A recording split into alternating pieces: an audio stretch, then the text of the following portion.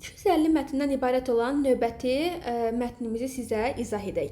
Dünyanın ən böyük problemi hüquq bərabərsizliyidir. Bu dövrdə hər hansı bir insana yanaşıb bərabərsizlik ilə bağlı nəsə desək, bir cavabla rastlaşarıq. Qadın və kişi arasındakı hüquqsuzluq. Məsələ yalnız bundan ibarətdir. Bəs heç əlilləri düşündünüz? Gözdən əlillərlə sağlam insanlar arasında bərabərsizlik yoxdur.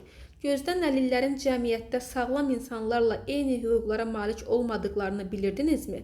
Bəs ailələrin sağlam uşaqlarını əlil, qüsurlu övladlarından daha çox sevdiyini, sırf əlildir deyə övladlarına etinasız yanaşdıqlarını, onların dövlət tərəfindən verilən təqaüdlərindən öz mənfəətləri üçün istifadə etdiklərini bilirdiniz?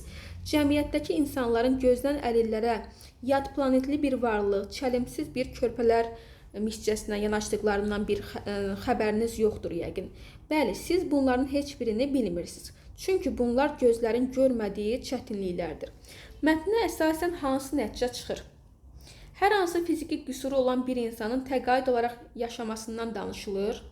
Xeyr, əksinə qüsurlu insanların təqaüdlərinin valideynlərin öz mənafeyinə görə istifadəsindən də var. Heç o da o demək deyil də, yəni bu cümlə yazılsaydı doğru olardı. Amma ən azı mətndə əksini tapıb. Gözlərin görmədiyi çətinliklər yad planetlilərlə bağlıdır. Xeyr, hər hansısa qüsuruna görə və ya digər səbəblərdən insanlar arasında olan ayrı seçkilikdən söhbət gedir. Bəli,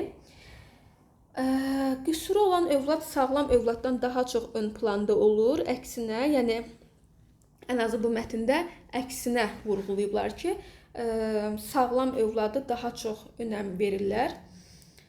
Qadın və kişi arasında demokratik münasibətlər mütləqdir. Bu mətndən elə bir nəticə çıxara bilmədik. Variantımız olacaq C variantı.